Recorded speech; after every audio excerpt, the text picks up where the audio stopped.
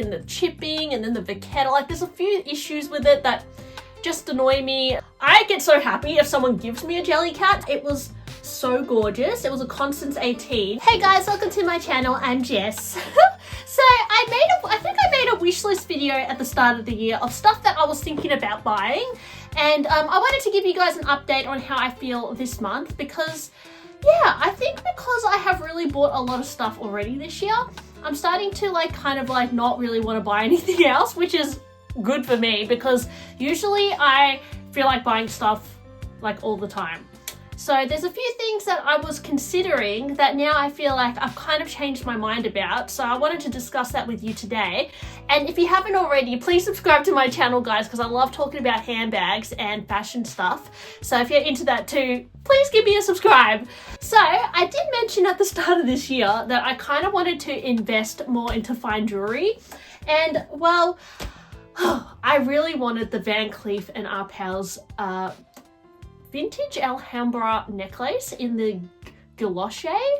I'm really not pronouncing that right. That just goes to show, guys, maybe I'm not that into fine jewelry because I wanted this necklace because I started working at the Persefair, which is a consignment store, and it kind of made me more exposed to luxury fine jewelry. And I tried on this gold necklace because I was curious and I thought it looked really pretty. So after that, I was thinking maybe I should get that one day. It is $6,000, so it's not a drop in the ocean, guys, money-wise, and I don't know whether $6,000 want that, like, if it's worth the $6,000. Also, guys, there was a really famous TikTok that went viral about a woman who bought a Van Cleef bracelet in the same kind of gold tone, and it ended up tarnishing, which was a bit shocking. So, I mean, that did put me off a little bit. However, I mean, quality is not really great with a lot of luxury stuff these days, so it didn't really surprise me. You are paying a premium for the design and the name. But it did make me question a little bit whether it's worth spending $6,000 on this necklace as well, when I can see maybe it's not all that it's, you know, talked up to be. Now, a few things that have put me off buying it is, one, the price. Two, I recently have been getting really into like really tacky costume jewelry and I feel like I'm having more fun with the cheap jewelry than I am the expensive jewelry, which I know a lot of people say you should not waste your money on costume jewelry, which I would agree to an extent. I think some costume jewelry is priced way too high, like Chanel and even Hermès costume jewelry, because they're things that I mean, I do have some Hermès costume jewelry that I quite like, but particularly the Chanel, I mean, with the crystals falling out, the pearls falling out, it's just a disaster, and you're paying sometimes fine jewelry prices for costume jewelry. I don't necessarily think that's worth it, but I have discovered a few brands recently that I've really enjoyed just like wearing. So I went to Swarovski the other day and I found this really cute necklace, and it's like a little bear with crystals and a little floating heart, and I've been wearing this like every day since I got it and I really love it. It cost me about $240, which is not cheap. It was actually on sale. I think it used to be like $300. I don't know, guys. I feel like if I had that Van Cleef necklace, I couldn't get as experimental with like costume jewelry and like trashy jewelry. I'm also like really into this brand called Liquim. They did a Takashi Murakami collaboration. They made these like cherry earrings, and they do these like really bold like cocktail rings and like really like pearly necklaces and like crazy stuff. And I feel like if I go to Japan again this year, I really want to go there and buy some more like costume jewelry because it's like 30, 40, 50 bucks. And I don't know, guys, I'm just really into like trashy jewelry at the moment.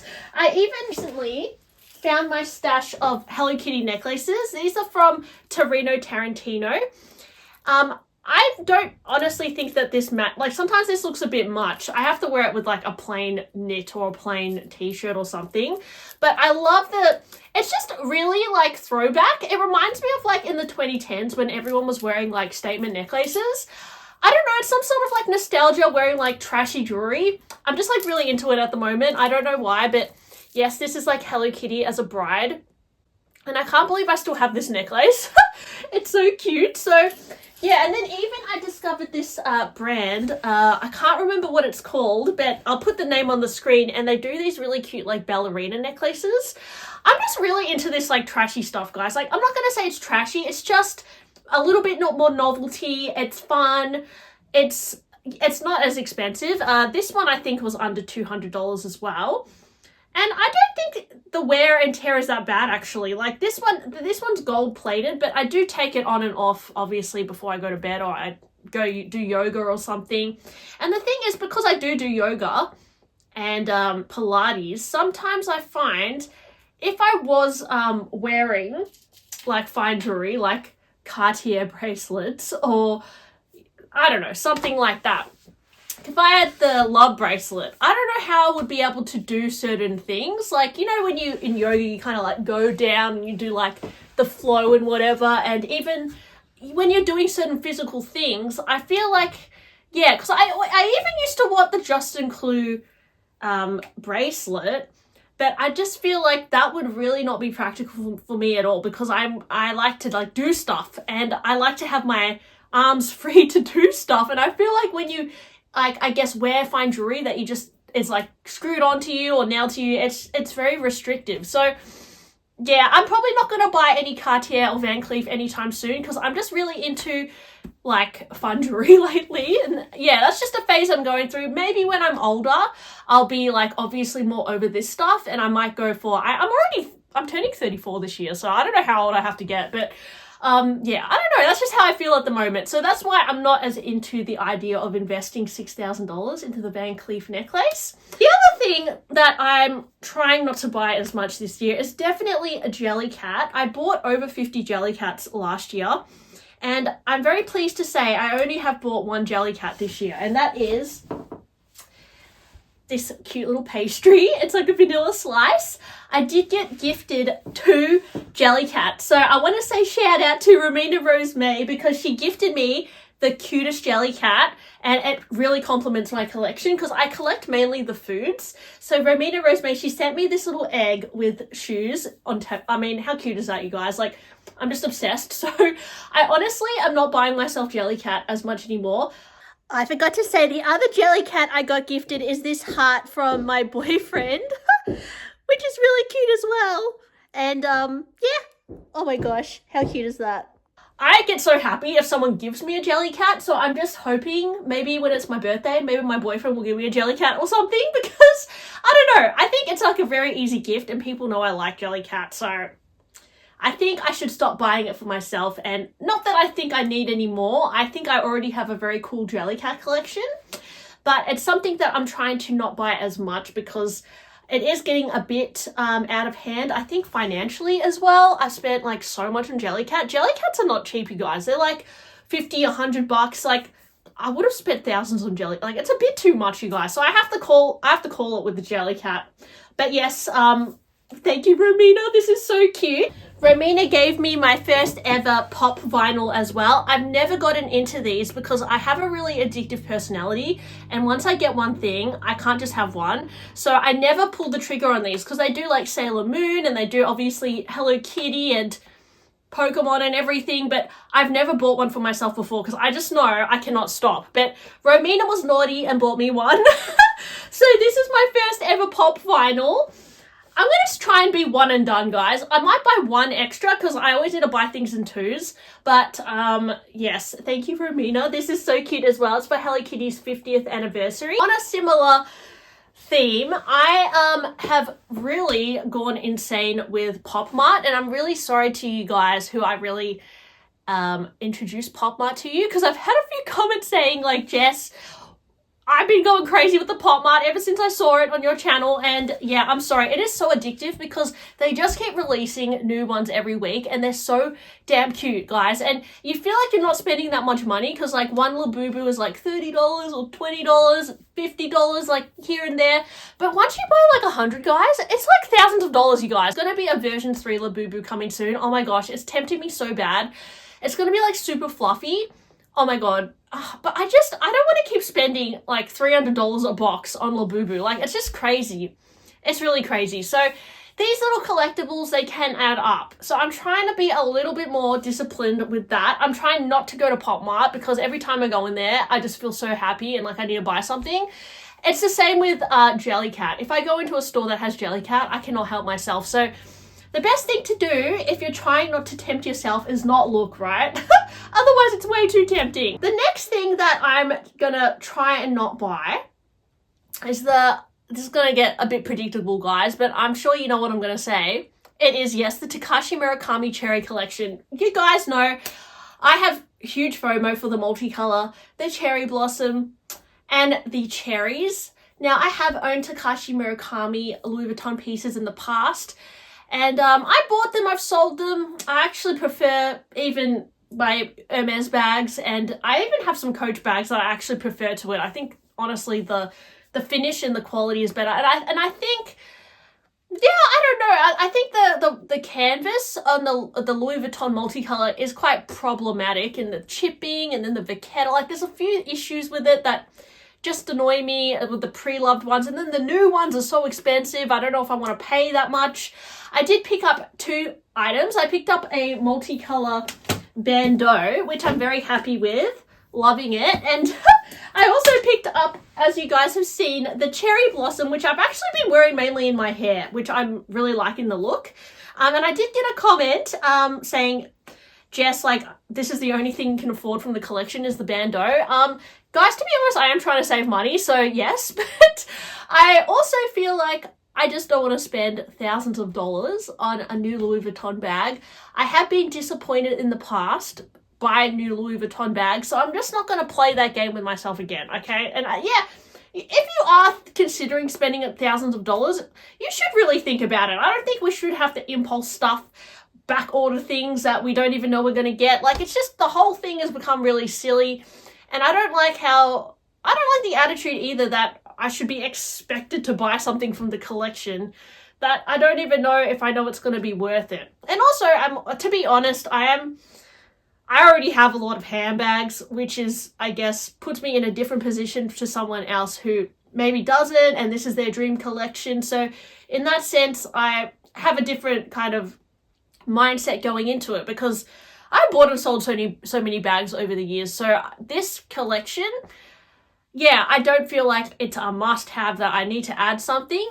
That being said, I have said that if I see it on the pre-love market and it's a good price, maybe if the quality I think is up to scratch, I might buy it. But I have heard mixed reviews about the quality too, wonky stitching, inconsistencies in the canvas. So yeah, I don't know. I think it's something that I probably, would not buy any more items from it, to be honest. The cherry is like one of my favorites. I was tempted to get a cherry bandeau, but I'm actually just really liking the 2 I have, and I don't know if I really want to spend too much more money on it. I'd actually rather buy, I don't know, cute costume jewelry or something. I'd just rather buy something else. Like, I'm kind of like over it now. I think I talked about it enough. Yeah, I've also mentioned in the past that I really think I would like to add to my collection one day an Hermès Constance, because I do have a few Birkins and Kellys, and I feel like when you're into Hermès, you do have to eventually add the Constance. But I never really thought like I loved it enough to spend the money on it. I was offered a Constance in the boutique before I got offered my Birkin 25 in the Vert Yucca color. It was one of the most gorgeous Constances I have ever seen. They offered it to me. It was like a dark green with gold hardware color. It was so gorgeous. It was a Constance 18, and it was in Evercolor leather as well, which is my preference over the Epsom. And I didn't take it because I knew I would rather spend the money on a Birkin or a Kelly because I think in the boutique at the time, this was like last year, it was $15,000 or $16,000. I can't quite remember. And that's a significant amount of money. So I just feel like if I'm spending $15,000 or $16,000, I don't even really want to spend that much on a Birkin or Kelly. Is that silly, you guys? Like, I know, because a lot of people have said like the Constance is actually more useful compared to a Birkin or Kelly. I know that it doesn't, on the pre-love market, actually, they seem to be a little bit harder to sell lately. I've noticed that from working in a consignment store. We get them in and they don't sell as fast as Birkins and Kellys. So I think also they're not as in fashion at the moment, even though it's a classic. But I feel like for me also, I like how with Birkins and Kellys, I can put twillies on them and like put bag charms on them. Whereas the Constance, you can put a bag charm, but it's kind of one of those bags that just looks good as is. And I find it kind of looks a little bit more serious and masculine. I don't know whether it's the H logo, but I feel like the Birkin and Kelly look a bit more almost like girly. Constance looks quite it looks quite, what is it? It looks a bit edgy, but it doesn't look as like girly, I would say. I don't know what it is, but I do think it's a cool bag, but I don't know if I want to spend that much on. I don't know if I like it enough to spend that much money. Like, I'd actually rather just get another Birkin or Kelly, which is a bit silly, but I think I'm starting to go down a bit of a collector's mindset of maybe I'll just get Birkins and Kellys now, because I have a lot of like really nice Hermès bags, like my Bolide, my Lindy's and stuff, which I really love, and I don't want to get rid of I've got rid of a few bags this year. I don't want to get rid of too many more. I actually really like my collection now. I have about 20 bags, but I think going forward, if I wanted to drop the big money, I don't know if I'd drop it on a Constance. Like, I don't know, guys, let me know. Do you have a Constance? Do you love it? I'm just like, don't know if I would rather just buy another Birkin or Kelly, which is a bit boring, or if I want to go for a Constance. I also already have a mosaic bag in the Vert Cricket colour, which is quite summery. And it's a similar kind of functionality, I guess, to a Constance, except it's a bit more low-key. I just think that the closure is cooler. That's why I went for it. I like it better than the Constance, which is like a weird clip thing. So yeah, I don't know. I'm a bit on the fence about the Constance. I used to really, really want to get it, but now I'm like, nah. Because I used to think, okay, after I get my Birkin, I'll get a Constance next. But I ended up getting a Kelly 25 instead, the Mini 2424. I was really thinking to get that this year, but now that I got the Kelly 25, I think maybe I don't need it, because it's a similar kind of small top handle bag, and I think the Kelly 25 is like a bit cuter. So I'm really happy with this one. This is in anemone. I'm pretty sure it's anemone with the palladium hardware. And yeah, it's a really nice bag. It's a Kelly 25, so it's, you know, it's a very special piece. And then the final thing that I really wanted to get, but now I'm a bit on the fence, is the Coach Empire 34 in the chocolate brown color. I think it's maple. I would really love to get a chocolate brown bag one day. I think chocolate brown really suits me. I'm apparently like autumn color palette. And I would love a chocolate brown bag, whether it's like a chocolate Hermès bag, like a Birkin or Kelly. I mean, one can dream. Or I could go for the maple color from Coach. Now, I really like the new Empire 34 because it's an east-west bag and it's a shoulder bag. And I've really been enjoying wearing my my Coach Swing zip totes. I have two. I have one in the cherry and I have the plain black one. And I just like the style. It's really comfy to wear on your shoulder. It's cute.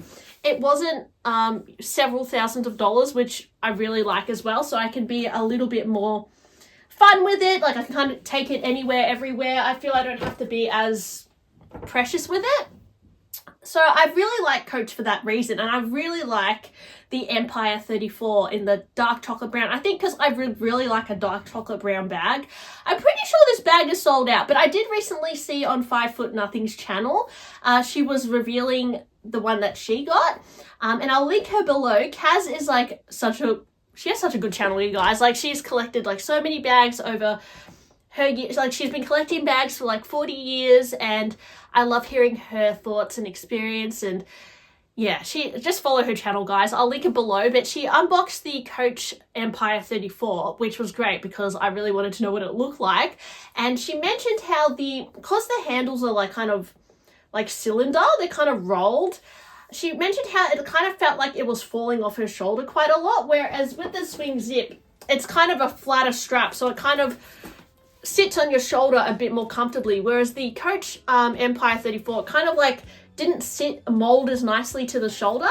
So that kind of put me off a little bit. I also feel like since I already bought my cherry Coach bag this year and my Birkin 25, maybe I don't need the Empire 34, because I think the problem with Coach and contemporary brands, it's similar to Pop Mart, right? You think you're spending a little bit less so you can buy more, but once you buy multiple, it can add up to thousands of dollars. So I'm trying not to do that with Coach because there's so many designs from Coach which I really want to buy, but I know if I buy multiple, it will add up to thousands of dollars, literally. So I'm trying to space out my purchases, really consider it before I buy a Coach bag. I might buy one more Coach bag this year. I might, to be honest, I don't want to accumulate too many. I already have too many bags. So yeah, that's why I'm trying to pace myself a little bit. But let me know, guys, are there things that you wanted at the start of the year that now you're kind of like changed your mind about? And thanks for watching my video today, guys. Hope you enjoyed it. Please like and subscribe, and I'll talk to you guys really soon. Bye!